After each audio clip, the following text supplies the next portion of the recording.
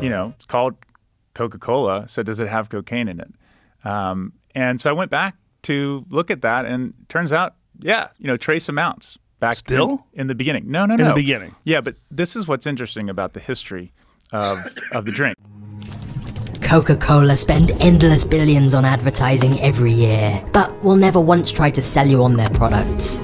They sell an idea, happiness, harmony, togetherness. But some would say it's a distraction from the disturbing truth. There are a lot of serious accusations against the company, that they've caused disease, droughts, exploitation, and much, much worse. So buckle up. We're going on a journey through Coke's incredible history, spanning 3 different centuries. We'll be examining how Coca-Cola really became one of the most recognized brands ever, and at what cost. You don't build an empire selling sugar water by telling people the truth. Legend has it, an employee of the pharmacy accidentally mixed the syrup with carbonated water and served it over ice to a customer. Well, the customer absolutely loved it, and the rest is history. King-size Coca-Cola gives you that refreshing new feeling. Back in the 1880s, there was a bit of a backlash against doctors, and people started using home remedies instead. And a bunch of deceitful entrepreneurs pounced on this opportunity and started creating potions and elixirs that they claimed had a wide variety of medical benefits.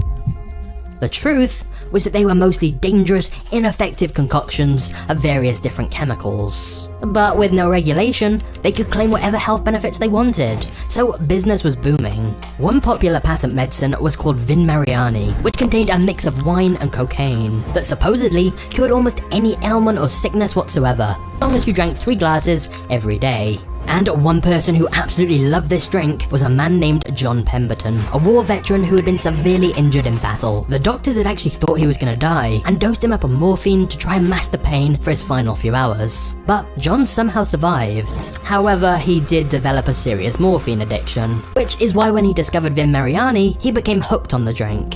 He thought it was helping him overcome his morphine addiction, and of course after drinking it, he really did feel better. But that's not because it was medicinal, it's because it contained wine and cocaine. But since Pemberton loved the drink, and he was a chemist himself, he decided to create his own version. And in 1884, he launched French wine coca, which was basically a rip-off of Vin Mariani with a couple more ingredients added.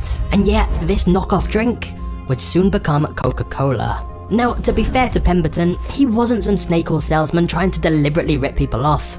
He really believed in his products. However, Pemberton's timing was terrible. Just a year later, Prohibition hit, with many states banning alcohol. Pemberton had to take the wine out of his drink and replace it with carbonated water. But this left the drink tasting very bitter, so he added a huge amount of sugar to counteract that.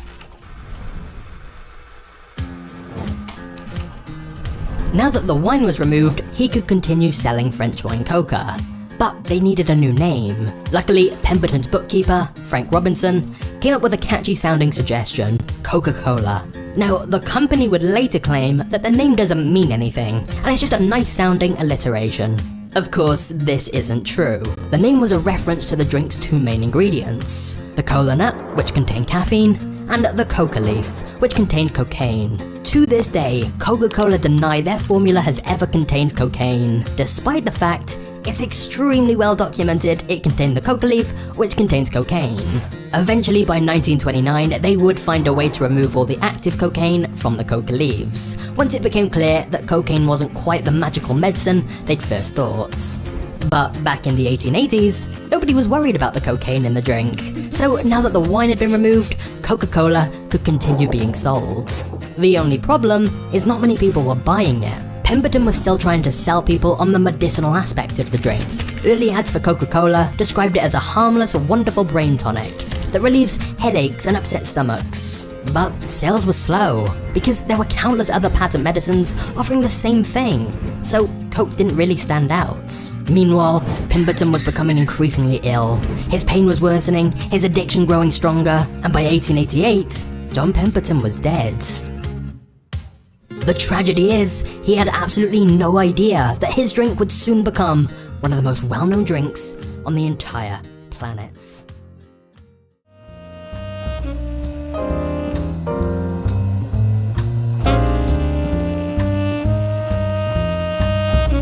right before Pemberton died, he sold the company for $2,300 to an ambitious workaholic named Asa Candler. Candler then began buying out any outstanding shares owned by other people, so he could have the company fully under his control. Later investigations would find that Candler may not have really bought all those shares, as some of the documents contained forged signatures. We may never know exactly what happened because Candler then had the early records of the company burned, most likely to cover his tracks. But all that was irrelevant, because by the 1890s, Asa Candler was fully in charge of Coca-Cola. But remember, the drink wasn't actually that popular at first. So Candler started filling the town with Coke-branded banners, billboards, and placards. They even painted the logo on barns, and basically plastered the Coca-Cola logo on anything they could, so people started seeing the logo everywhere they went. But one of Coke's first strokes of marketing genius was to contact every pharmacy in the area, get a list of their top customers, and send them a free coupon for Coca-Cola. The logic was that by giving people a free trial, they'd become customers for life, especially since the drink contained several addictive chemicals. However, it soon became clear that advertising Coca-Cola as a medicine was the wrong strategy. Rather than just market to people who were ill, they could market it to everyone by simply positioning it as a tasty, relaxing drink that anyone could enjoy. This had the added benefit of disassociating Coca-Cola from the patent medicine industry, which would soon face a lot of scrutiny once people realized that most of their claims were complete lies. Coca-Cola's mass marketing strategy was a huge hit. As the sales started to grow rapidly, Candler reinvested more and more money into advertising, and even started paying movie stars and athletes to endorse the drink.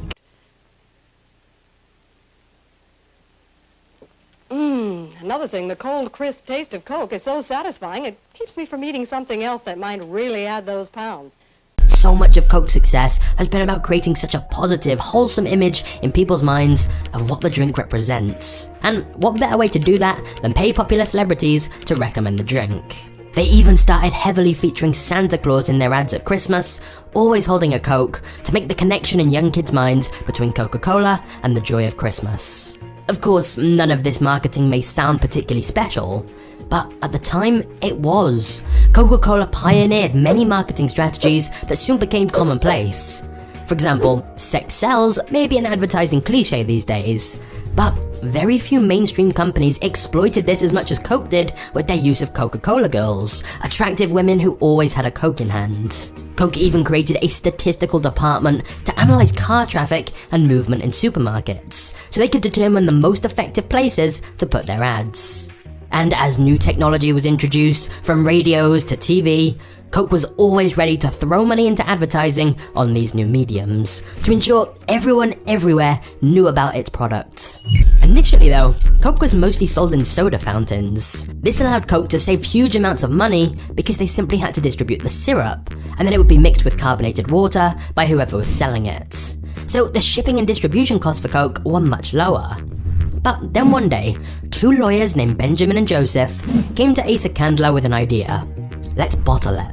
Candler thought this was a really dumb idea. Bottling was very expensive and complicated. But Benjamin and Joseph said they would take on all the cost and risk themselves. So Candler agreed and signed a contract granting them full bottling rights for Coca-Cola for just a nominal fee of $1. Candler figured he had nothing to lose. In the unlikely scenario that this bottling idea actually went well, it simply meant he would sell lots more of the Coke syrup. Of course, as we now know, bottled Coke was an unimaginably huge success. Customers loved bottled Coke. So at first, this was great for Candler. It meant the bottlers were buying loads and loads of Coke syrup from him, and this was a great revenue stream for the business. But there was one very major problem. Because Candler hadn't believed bottling Coke would work, he put almost no thought into the contract he signed. So there was no time frame set on the deal, and no mention about changing the price if the cost to produce the Coke syrup increased. What this meant is that Asa Candler had given the bottlers a never-ending contract to supply them with Coke syrup at the same low price, no matter how much the cost of the raw ingredients went up. This would lead to multiple lawsuits between Coke and its bottlers. Over the next few decades, the Coca-Cola company would end up paying countless millions of dollars to buy back some of the rights that Candler had sold away for just $1. But back in the early 1900s, this wasn't a worry for Candler, because sales of Coca-Cola were higher than ever and growing every year. Of course, this wasn't really because of the product. There were countless very similar drinks out there. And remember, Coca-Cola was a knockoff of another drink anyway. The reason for the rapid growth was marketing. Every single year, Coca-Cola spent more and more money on advertising, and every single year, sales of Coca-Cola grew. However, arguably Coca-Cola's biggest successes of all would come from a pretty surprising source.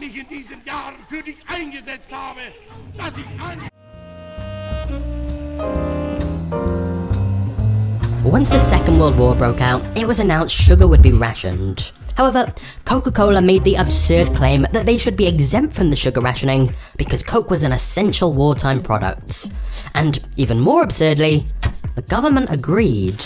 This was largely because Coca-Cola spent huge amounts of money on lobbying the government. Coke funded countless studies to try and convince the government of Coke's benefits, and they claimed that Coke would keep up morale and provide an energy boost for soldiers. Eventually, the US government agreed to appoint a Coca-Cola executive onto the rationing board, who then gave Coca-Cola an exemption from sugar rationing, whilst every other company had to reduce the quantities of sugar they used during the war. And Coca-Cola didn't stop there. Coke's president publicly promised, "We will see that every man in uniform gets a bottle of Coca-Cola for 5 cents, wherever he is and whatever it costs our company." Now, by selling at this low price, Coca-Cola would lose money on each drink sold. And yet, this decision was absolutely genius. Firstly, in the eyes of the public, and especially soldiers, it created a strong connection between Coke and the war effort, and helped Coke gain huge public support and goodwill. In the minds of millions of Americans, Coke and patriotism became connected. Coke seized upon this opportunity to run new wartime ads showing soldiers holding Coke bottles. But not just that, behind the scenes, Coke had made a deal with the government about getting money to help them set up Coca-Cola bottling plants overseas. They claimed it would spread American influence and boost soldier morale. But what it really meant is the taxpayer was helping to fund Coke's international expansion. During the war, 64 Coke bottling plants were set up around the world on different continents, mostly funded by the government. In fact, the technicians who installed Coca-Cola plants during the war were deemed just as vital as the people who were fixing tanks and planes. And because Coke was now accessible to soldiers wherever they were in the world, they started sharing the drink with the locals, helping Coke's expansion into even more new countries. The soldiers were so thankful for Coke sending them a taste of home during the hell of war that they became the drink's biggest advocates. The US military basically became a Coca-Cola sales force, introducing new people to Coke wherever they went. So, whilst the war had a devastating impact on most companies and people, Coca-Cola were expanding faster than ever all over the globe. As of today, there's only 2 countries in the world that don't sell Coke, Cuba and North Korea. And the deals Coke made during the war were largely responsible for Coke's rapid global expansion across the planet. Now, there's just one tiny little problem with this heartwarming idea of Coca-Cola as a patriotic company looking out for American soldiers. Which is that during the war, the Coca-Cola company was supplying Nazi Germany with Coke as well. Yep, whilst in the US, Coke were preaching about supporting the troops, in Germany, they were busy trying to disassociate themselves from anything American, and often showed the Coke logo alongside swastikas. Coke was even distributed at Hitler youth rallies and advertised on Nazi educational pamphlets. Coca-Cola was literally playing both sides. After all, Germany was a huge market for them. However, as the war progressed, restrictions were introduced that cut off the supply for many goods to Germany. For most multinational corporations, this meant they couldn't sell their products to Germans anymore. But the head of Coke's biggest bottling operation in Germany, a man named Max Keif, had an idea to counteract these restrictions. He got local chemists to create a new drink that was vaguely similar to Coke, but rather than being made with the Coke syrup, which could no longer be imported, it was instead made from the leftover scraps from other food produce, like apple fiber. This new drink would later be named Fanta. And since so many other drinks had been banned because of the war, Fanta became a huge hit in Nazi Germany. Some sources even suggest that Keif used forced labour from concentration camps to help produce it. What we know for sure is that at the end of the war, the profits of this new Fanta drink all went back to the Coca-Cola headquarters, and Max was given a promotion in the Coca-Cola company. And by 1955, Coke was selling Fanta in many different countries around the world. Of course, like so much of their history, Coke tried to distance themselves from what really happened.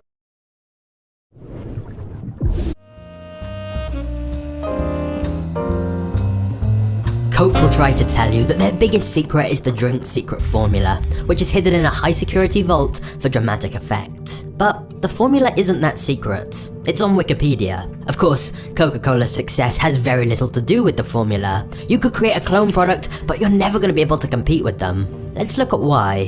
One day a teacher at a new school suggested to the headmaster they add some healthier choices to the school vending machines, like some fruit juices. She was horrified when she was told it wouldn't be possible, because the school had an exclusive contract with Coca-Cola. Coke paid the school $3,000 a year, or around $1 per student, in order to dictate which product the school sold. It turns out, contracts like this had been struck with countless different schools as part of Coke's cradle-to-grave strategy. Basically, the best way to make someone a Coke customer for life is to ensure they drink it from the earliest age possible.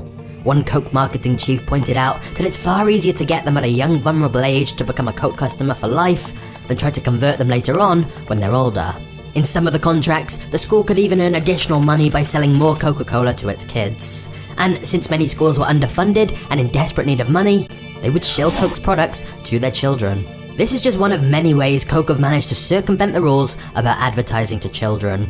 Another way is that Coke has produced countless collector's items, including Barbie dolls, playing cars, board games, delivery trucks, and other toys that they claim are for adults. Then of course, there's all the Christmas ads, deliberately tying Santa and Coca-Cola together in the minds of impressionable children. In 1982, Coke even bought Columbia Pictures so they could easily integrate product placement into their films. Although they later sold the film studio and decided just to pay other companies for Coke product placement instead. But product placement in family films is a clever loophole that allows them to circumvent rules about targeting children. And it works. Research has shown that even for babies, Coke is one of the most recognized brands in the world. But back in the 80s, a problem was emerging for Coke. More and more data was piling up about the negative health effects Coke was having. There'd always been concerns about Coke rotting your teeth, but new data was showing the serious effects Coke was having on obesity, diabetes, and a string of other health issues. For example, one study of children found that even just one extra sugary soft drink a day gave them a 60% greater chance of becoming overweight. Another showed that if babies are exposed to a high intake of sugar, they will be conditioned to depend on sugar for the rest of their lives. For a brand that is built upon its image of wholesomeness, it was a major setback being so directly connected to such a wide variety of health problems, especially since Coke was actively pursuing a strategy of offering bigger and bigger portion sizes of its drink. It also didn't help that the drink contained caffeine. Coca-Cola claimed that this was purely for taste purposes, but in blind taste tests, people couldn't tell the difference with a non-caffeinated version. This left some people wondering why Coke continued to add this addictive caffeine to a drink that's being sold so much to kids. However, the soda industry had come to a similar realization that the tobacco industry had come to. It's easier to cast doubt on the science than debate on policies, because you can always just claim that more research is needed. So, behind the scenes, Coke was pouring hundreds of thousands of dollars into studies to cast doubt on the connection between soft drinks and obesity and diabetes. Unsurprisingly, the studies paid for by Coke generally claimed that Coke wasn't causing many health problems. However, they conveniently didn't mention who'd funded those studies. Coke also spent endless millions of dollars on lobbying state officials against sugar taxes and stronger dietary guidelines. They reportedly made deals behind closed doors about donating to certain politicians' campaigns in favor of special treatment for Coke. They also continued to throw billions of dollars into sponsoring athletes and major sporting events to try and create the illusion of a connection between great athletic performance and Coca-Cola. However, Coke could sense they could only stall for so long before the science became too undeniable to dispute, so they began expanding into other drinks. For example, a bottled water brand called Dasani. However, this immediately backfired when it launched in the UK, as it was quickly discovered that this expensive bottled water had essentially just come out of a local tap. Now, Coke tried to defend itself by explaining they run the water through some kind of purification process, but this just made things worse, because it turns out they'd accidentally added a bad batch of minerals that contaminated the water. As a result, over 500,000 bottles in circulation had to be withdrawn from shops over safety fears. In other words, Coke's attempt to produce a healthy drink had ended up with them being accused of selling expensive, contaminated tap water.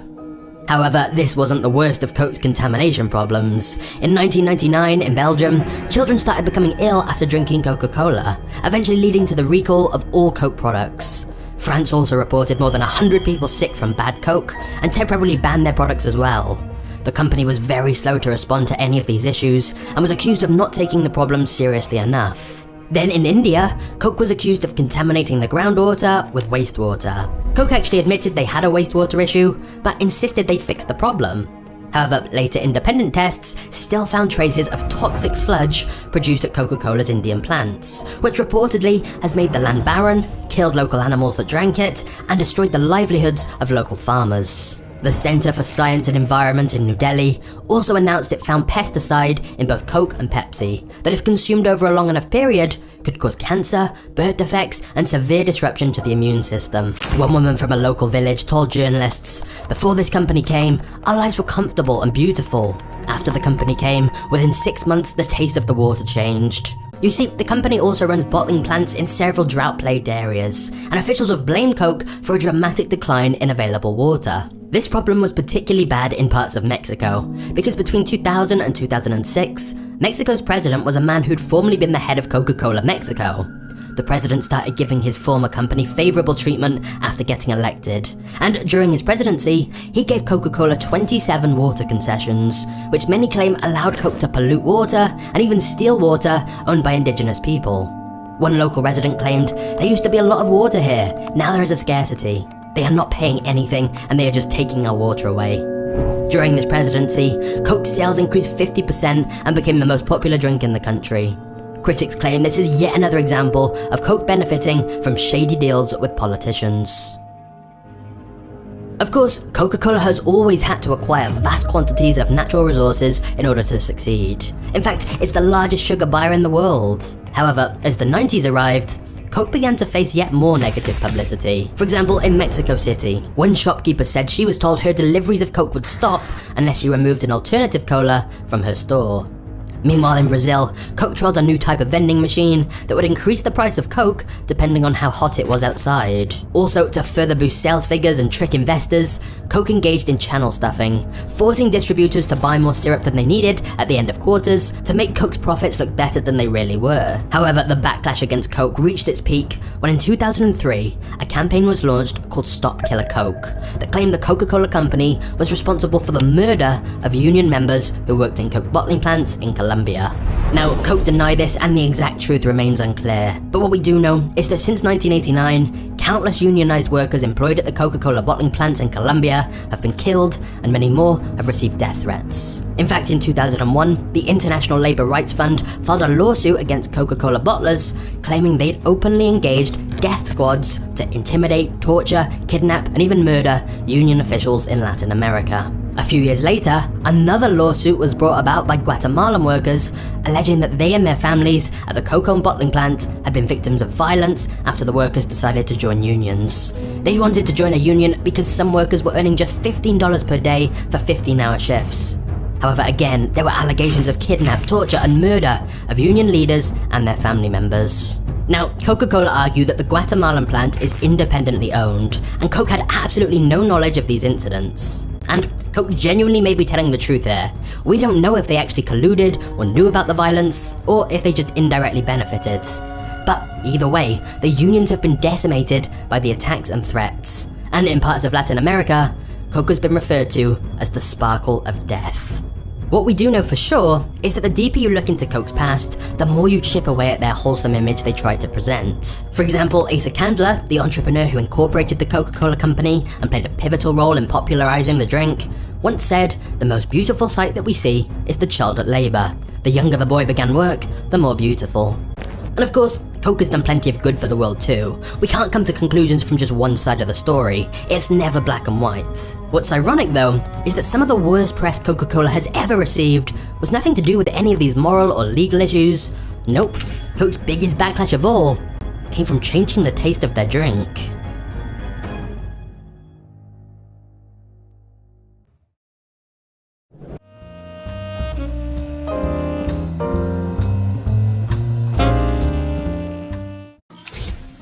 The Coca-Cola company has been offered the chance to buy Pepsi's business multiple times, including for only $50,000 in 1933. But Coke turned them down.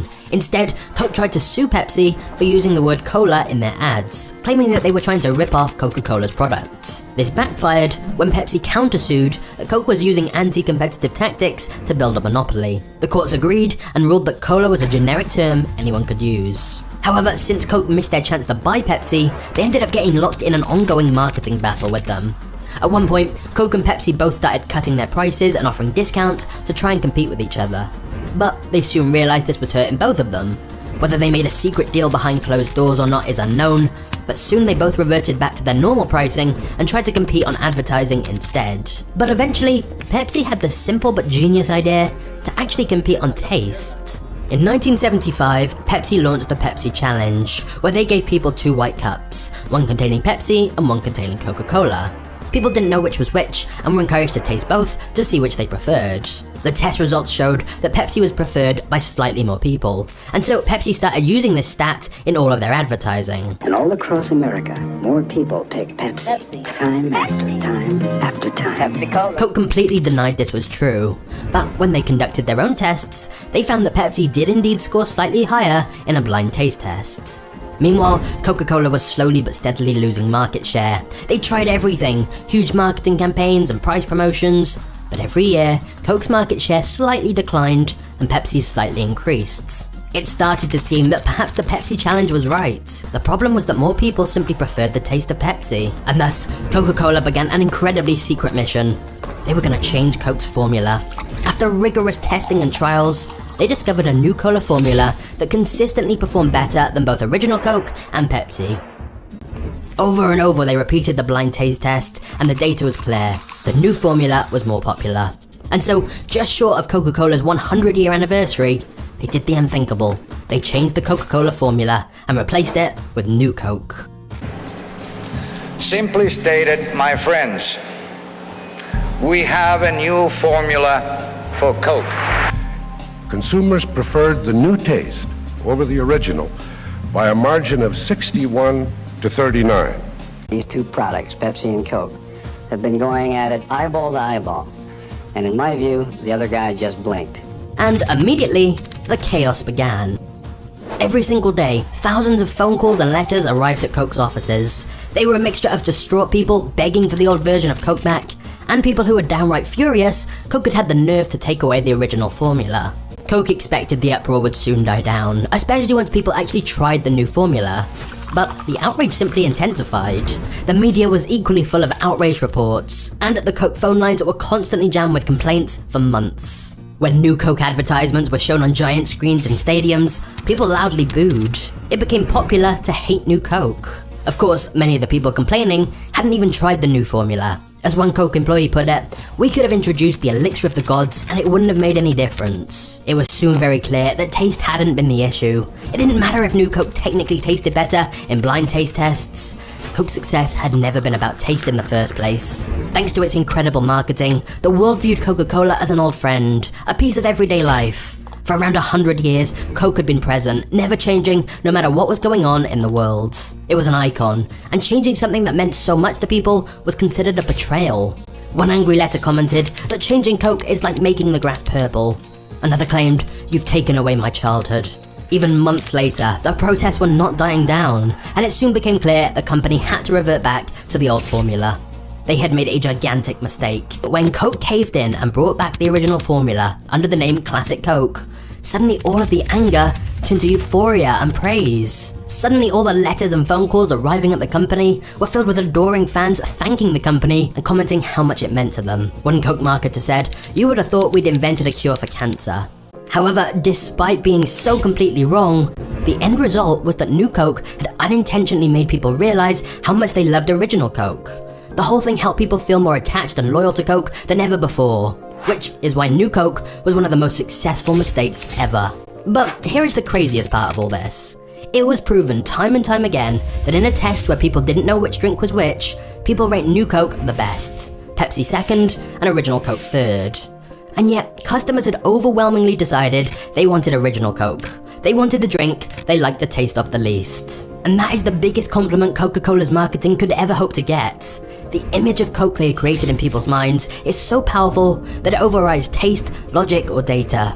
In many ways, Coke was still operating off the same principle that the patent medicine industry had used all those years ago. It's not about what your product really is, it's about what your customer thinks your product is. It's about what it represents. And that's the reason Coke continued to spend billions and billions on advertising every year, even though around 94% of the world's entire population recognized the Coke logo already. And over 2 billion servings of Coca-Cola is drunk every day. Coke is built on an image that needs to be constantly reinforced. Because sure, you can hear about Coke's devastating impact on the health of children, their lobbying of governments, and countless controversies they've tried to sweep under the carpet. But does it really make any difference? Because ultimately, Coke have never tried to sell you on their sugar water. They sell you on the good times, friends, family, and happy memories. Coke positions itself as an old friend. And hey, what's a little controversy between friends?